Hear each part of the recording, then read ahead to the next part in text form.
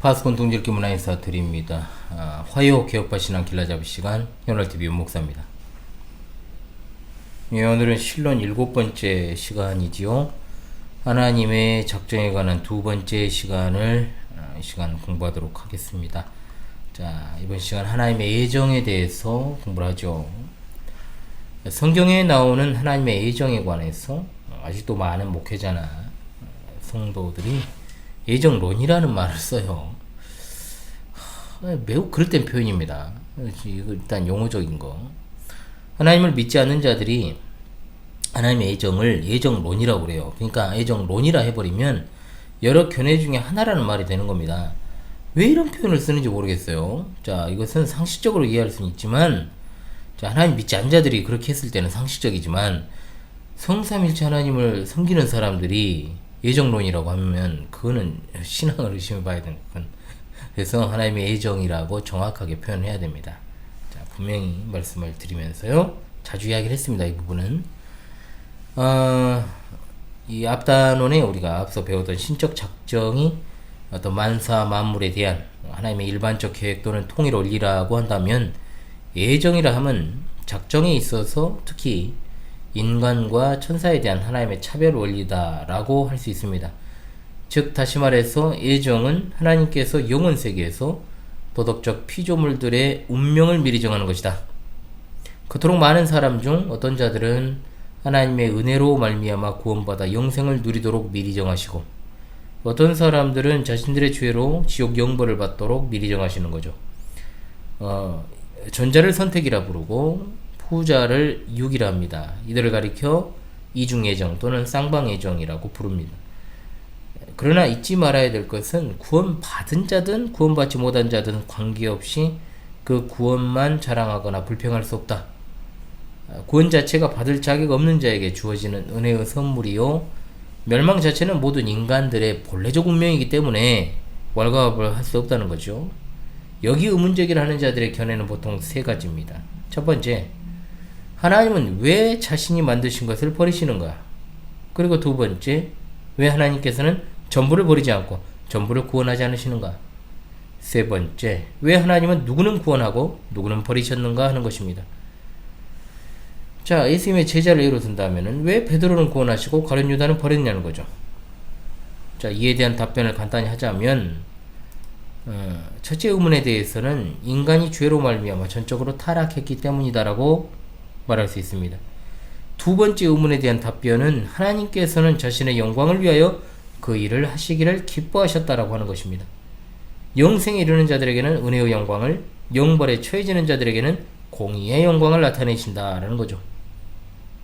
세 번째 의문에 대해서는 하나님은 스스로 하고자 하시는 대로 하신다라고 답변할 수밖에 없습니다. 자, 이와 같은 답변은 모두가 다 계시 진리인 성경의 증거입니다. 이것은 성경에서 예정에 관하여 가르치는 아주 일부라고 말할 수 있습니다. 앞서 간략히 설명한 것처럼 하나님의 예정에 두 가지 측면이 있다고 그랬죠. 바로 선택과 유기인데, 어떤 이들은 선택만을 인정하고 유기, 즉 불택을 인정하지 않는다는 거죠. 만일 예정 안에 들어있는 선택과 유기의 두 측면을 무시하고 선택만을 강조한다면 예정은 그리스도로 말미암은 선택이다 라는 도식으로만 설명될 수 있습니다. 그것이야말로 일방예정론에 불과한 학설이 되는 거죠. 이중예정 또는 쌍방예정은 성경의 증거요, 동시에 역사적 정통 기독교의 입장이기도 합니다. 이에 관한 정통 기독교의 입장은 종교개혁기를 거쳐 도르트 총회 1619년을 통하여 재확인되었는데, 바로 그것이 우리가 보통 장로교 5대 교리 또는 칼빈주 5대 경영이라 불리는 것이다. 제가 자주 이것을 해설을 했습니다. 자, 그렇다면 우리가 선택에 대해서 조금 더 살펴보지요. 자, 선택의 특성은 뭐냐? 자, 몇 가지로 나누어서 상고하고자 합니다. 첫 번째로, 선택은 하나님의 주권적 의지에 근거합니다. 하나님의 주권적 의지란 뭐냐? 하나님의 선하시고 기뻐하시는 뜻입니다. 하나님의 주권적 의지는 외부의 어떤 무엇에 의해서 제재, 강요, 제한받지 않는다는 측면에서 주권적입니다. 따라서 하나님의 주권적 의지는 하나님의 자유의지입니다. 하나님께서는 자신의 주권적 의지, 곧 그분의 기뻐하시는 뜻에 따라 사람 중 일부를 선택하셨습니다. 그러므로 하나님의 기뻐하시는 뜻은 선택의 원인과 근거가 되는 거죠. 우리는 선택의 원인이 오직 하나님 자신과 그분의 기뻐하시는 뜻에 있음을 믿습니다. 성경은 선택이 하나님의 주권적 의지와 특별한 자비의 근거에 있음을 계시합니다. 실례로 야곱과 에서는 크게 다른 점이 없었음에도 하나님의 애정에 의하여 택함을 받고 배척을 받은 에서와 구별되었어요. 야곱이 로마서 9장 11절로 13절 그 자식들이 아직 나지도 아니하고 무슨 선이나 악을 행하지 아니한 때 택하심을 따라 되는 하나님의 뜻이 행위로 말미암지 않고 오직 부르시는 이로 말미암아 서게 하려 하사 리브가에게 이르시되 큰 자가 어린 자를 섬기리라 하셨나니 기록된 바 내가 야곱은 사랑하고 에서는 미워하였다 하심과 같으니라. 아멘. 자, 도르트신조 첫 번째 교리 7번째 항목에는 이렇게 진술되어 있습니다. 이 뜻의 비밀을 하나님께서 옛 언약 아래에서는 오직 소수의 사람들에게만 드러내셨다.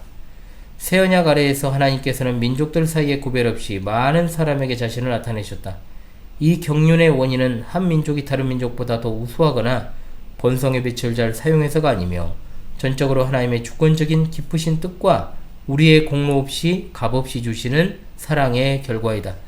따라서 그토록 위대하고 은혜로운 복을 받을 자격이 없음에도 불구하고 오히려 마땅히 받아야 하는 것과 정반대로 하나님께 받은 사람들은 겸손하고 감사하는 마음으로 이 은혜를 알고 인정해야 한다. 그리고 이러한 은혜를 받지 못한 다른 사람들에게 나타내신 하나님의 심판의 준엄하심과 공의로우심을 마땅히 사도와 함께 찬송해야 하며 호기심으로 캐내려 해서는 절대 안 된다. 선택된 자들이 유기된 자들보다 더 나아서 구원하신 것이 아니라는 겁니다. 그저 하나님의 주권적 의지에 의한 선택은 죄로 파괴된 이 세상에 구원을 제공하는 최대의 복된 사건이요 최대의 위안이 되는 원천이다 라고 하는 것입니다. 자, 그 다음 둘째, 선택은 하나님의 애지에 근거하고 있습니다. 하나님께서는 로마서 8장 29절에 미리 하신 자들을 미리 정하셨다라는 말씀이 나오죠. 하나님께서 어떤 사람들에게 특별한 관심과 애정을 가지고 허위로 미리 선택하셨다는 뜻이며 택자들에 대한 하나님의 관심과 사랑이 얼마나 큰지를 보여주는 말씀이죠.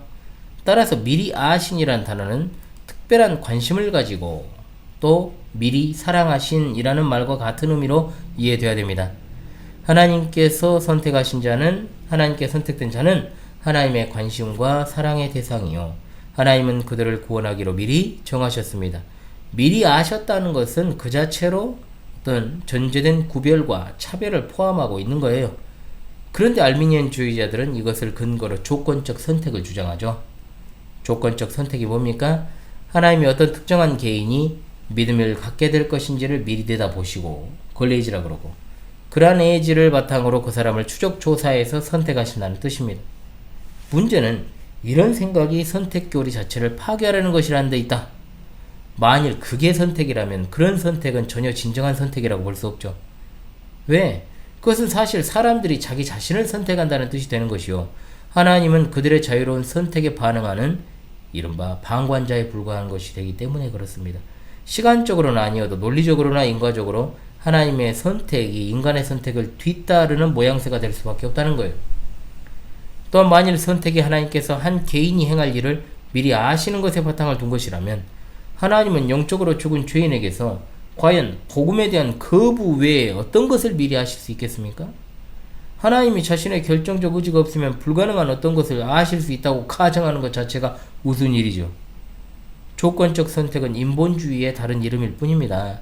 아울러 믿음이 실제로 인간에게 있을 수 있다고 가정하는 건 인간의 전적 타락, 보통 근본적 타락이라는 첫째 교리를 부정하는 것이 되는 거죠. 은혜의 5교리는 언제나 연결되어 있습니다. 자, 이 부분을 분명하게 짚고 넘어갑시다. 로마서 8장 29절을 그들은 조건적 선택의 근거 구절로 본다고 했죠. 하나님이 미리 아신 자들을 또한 그 아들의 형상을 본받게 하기 위하여 미리 정하셨다. 자, 여기 나오는 미리 아신에서 안다는 말은 선택을 가리키는 말입니다. 또한 이 본문은 하나님께서 특정한 사람들이 무슨 일을 할지 미리 아셨다라고 말하지 않고 단지 그들을 자신이 구원의 은혜를 베푸실 사람들로 미리 알았다라고만 말씀하죠. 따라서 우리가 하나님을 알기 전에 하나님께서 우리를 그의 은혜에 참여할 자로 아셨고 이 세상이 창조되기 전에 우리를 선택하셨다는 것 외에 그들이 무슨 일을 할지 미리 아셨다는 식의 해석은 성경 전체적 가르침을 무시한 것이다. 그러므로 이들은 성경의 예정을 예지에 종속을 시키는 거죠. 예지가 먼저고 예정이 나중이다. 이런 식으로. 이것이 바로 이제 존 웨슬리의 만인 구원설의 토대가 되었죠. 예지는 예정과 동의어입니다. 이걸 헷갈려 할 필요가 없어요. 이걸 선후관계로 보는 건 개인의 선택의 의지와 그리고 능력에 따라서 구원받는다는 사실을 주장하기 위한 것이다. 말 그대로 인간의 전적인 타락, 부패, 무능을 깨닫지 못하니까 이와 같은 주장이 나온 겁니다. 그 출처는 사탄이죠. 미리 하신 자, 미리 사랑하신 자, 미리 정하신 자 다 같은 말입니다. 오해하지 마세요. 셋째로, 선택은 창세 전에 이루어졌습니다. 에베소 1장 4절 말씀, 곧 창세 전에 그리스도 안에서 우리를 택하사 우리로 사랑 안에서 그 앞에 거룩하고 흠이 없게 하시려고 라고 했습니다. 자, 창세 전이라는 말은 시간적으로 영혼을 뜻하고 하나님께서 이 세상을 창조하시기 전, 즉 시간과 공간이 창조되기 전 영혼 세계에서 사람들 중에 얼마를 구원하시기로 미리 정하신 것이다. 하나님의 선택의 실제적 시행은 역사적으로 시간과 공간의 세계에서 시행되지만 선택을 위한 삼위 하나님의 도모, 계획, 결정은 창세전 영혼 세계에서 된 것이다 라는 말입니다. 그러므로 택자들을 위한 선택은 영원적 선택입니다. 개인을 중생시키시고 회심시키시고 구원하시는 하나님의 구원 역사는 돌발적인 것 아닙니다. 우연이 없습니다. 즉흥적으로 그렇게 하시지 않습니다. 여러분, 작은 건축물도 설계 도면대로 가는 거잖아요. 그렇게 건축을 하는데 하물며 전지전능하시고 무소부지하시며 완전하신 우리 하나님, 온 우주 만물의 창조자께서 그렇게 돌발, 우연, 즉흥에 의해서 사람을 구원하시겠습니까?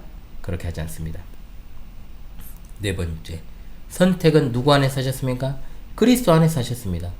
에베소 1장 4절, 곧 창세전에 어디 안에서?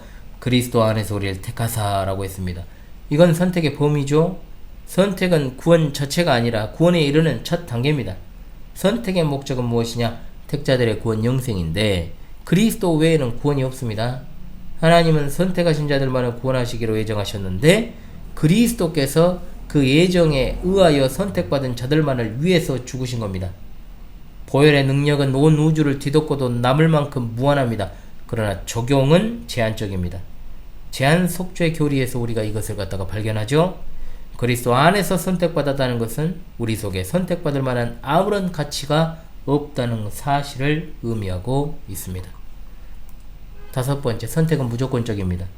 데살로니가후서 2장 13절, 하나님이 처음부터 너희를 택하셨다라고 했고, 디모데후서 1장 9절, 오직 자기 뜻과 영원한 때 전부터 예수 그리스도 안에서 하셨다라고 했습니다.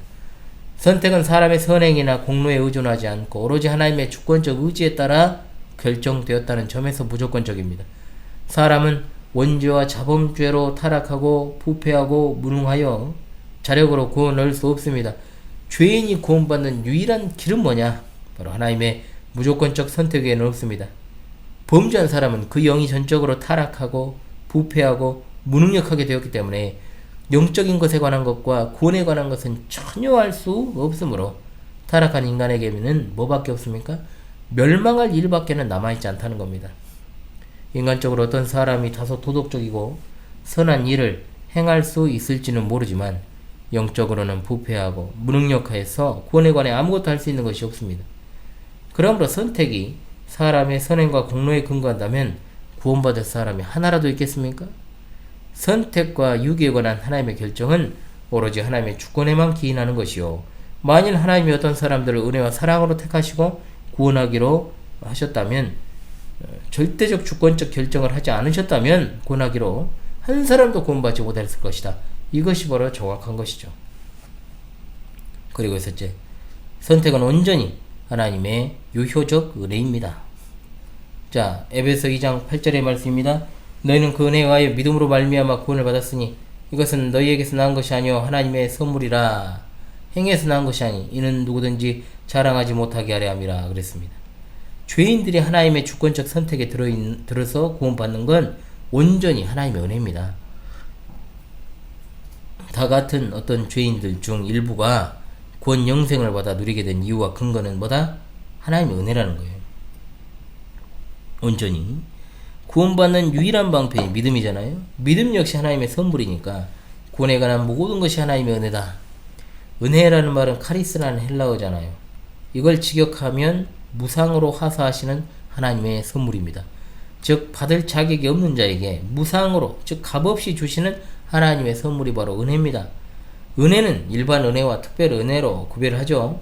특별 은혜는 하나님께서 독생자 예수 그리스도를 택하신 자녀들에게 희생의 제물로 주십니다. 예수 그리스도께서 십자가에서 성취하신 공로를 우리에게 하사하심입니다. 성령께서는 하나님께서 구원하시기로 작정한 모든 죄인에게 예수 그리스도께서 성취하신 객관적 구원을 필연적으로 적용시키심으로 죄인을 구원하십니다. 성령님은 죄인을 구원하시는 일에 인간의 도움이나 협력을 필요로 하지 않습니다. 그러므로 역사적 기독교회는 하나님의 구원적 은혜를 불강력적 은혜, 유효적 은혜 이렇게 불렀다라고 하는 것이죠. 그리고 일곱 번째로 선택은 개별적입니다. 하나님께서는 자신의 자의지에 의해서 그 선하시고 기쁘신 뜻대로 창세전 그리스도 안에서 사람들을 개별적으로 선택하시고 개별적으로 구원하십니다. 사람들이 많이 모여있는 집회 현장을 한번 예로 들어보겠습니다. 그곳에서 하나님께서는 한 사람 한 사람에게 개별적으로 역사하셔서 구원하십니다. 선택이라는 단어 자체에 개별적 의미가 내포되어 있습니다. 하나님의 선택은 각 개인들을 위한 목적, 곧 구원을 위한 선택이요, 각 개인마다 영원히 있는 개별적 인격적 존재들이기 때문에 하나님의 선택 역시 개별적입니다. 이 선택된 자들이 구원을 받고 그리스도를 머리로 삼는 교회 지체로 연합된 자들입니다. 여덟 번째, 선택받은 자는 큰 무리다 라고 하는 것.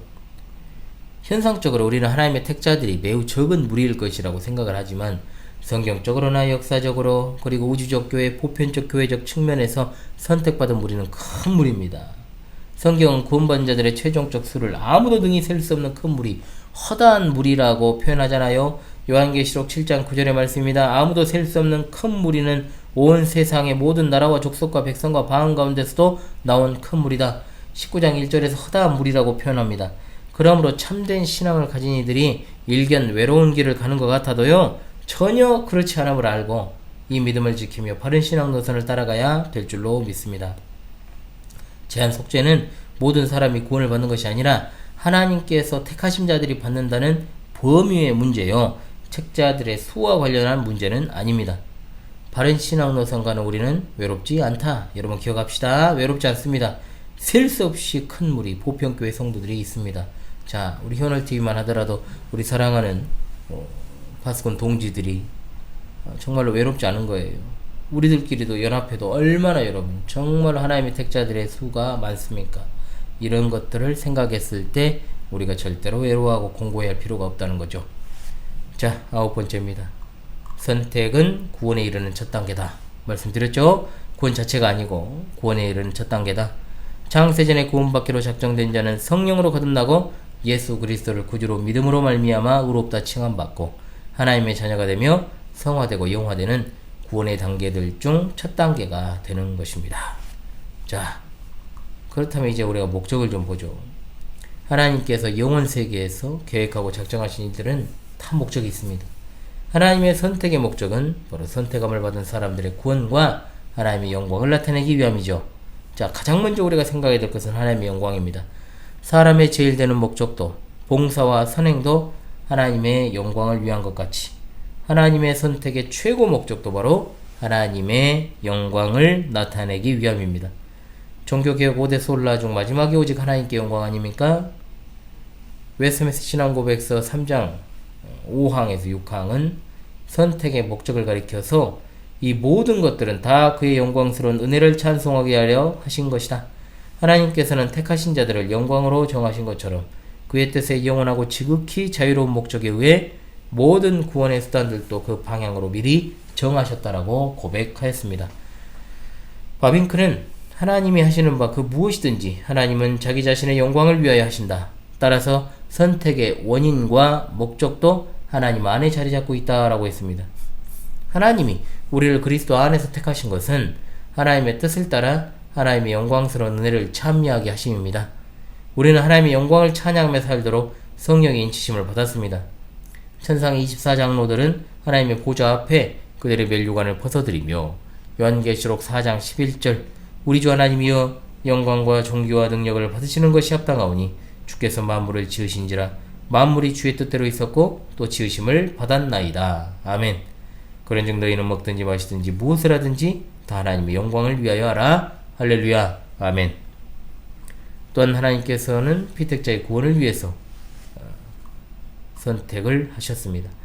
하나님이 창세전에 어떤 사람들을 택하신 것은 예수 그리스도 안에서 예수 그리스도로 말미암아 죄와 사탄의 권세와 사망으로부터 구원받게 하기 위함입니다. 구원론적 의미에서 선택의 목적은 택자의 구원입니다. 바울 사도는 신자들이 택함을 받아 구원에 이르게 된 것을 하나님께 감사합니다. 데살로니가후서 2장 13절 주께서 사랑하시는 형제들아 우리가 항상 너희에 관하여 마땅히 하나님께 감사할 것은 하나님이 처음부터 너희를 택하사 성령에 거룩하게 하심과 진리를 믿음으로 구원을 받게 하심이니라. 아멘. 자, 여러분 오늘은 하나님의 신적 작정에 있어서 애정, 그 가운데서도 선택에 관하여 상고하는 시간을 가졌습니다. 다음 시간 유기와 작정에 관한 나머지 중요한 부분들을 상고하는 시간을 갖도록 하겠습니다. 자, 우리를 구원하신 하나님께만 감사와 찬송과 영광을 돌립니다. 여러분 지금까지 화요 개혁파 신앙 길라잡이 시간 현월TV 윤목사였습니다. 여러분 이 시간도 함께 해주셔서 감사합니다.